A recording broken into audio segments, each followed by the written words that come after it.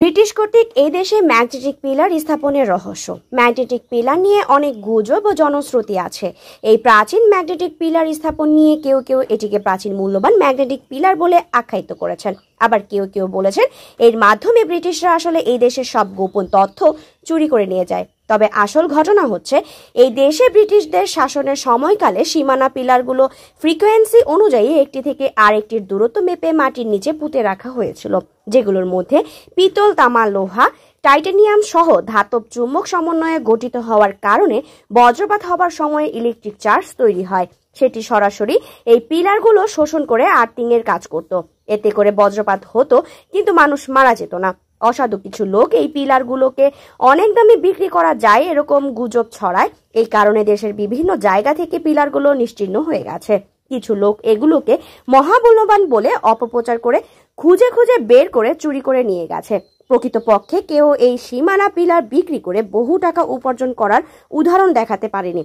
সীমান্ত পিলারগুলোর মধ্যে থাকা তামা, পিতল, টাইটানিয়াম জাতীয় ধাতবের সমন্বয়ে তৈরি বলে এগুলো বিদ্যুৎ সুপরিবাহী হওয়াতে একে মহামূল্যবান বলে অপপ্রচারের ফলে এসব পিলার চুরি হতে থাকে।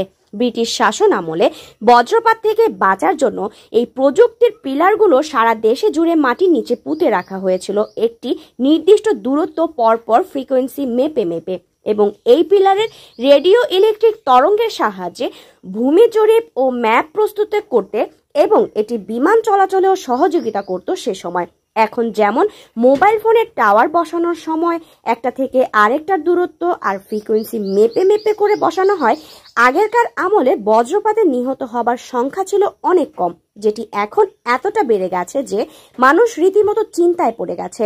এখন নিশ্চয়ই সবাই বুঝতে পারছেন কেন ব্রিটিশ আমলে এগুলো মাটির নিচে পুঁতে রাখা হয়েছিল।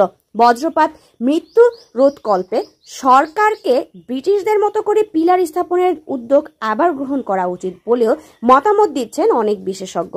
তানিশা খান, প্রবাহ নিউজ ডেস্ক।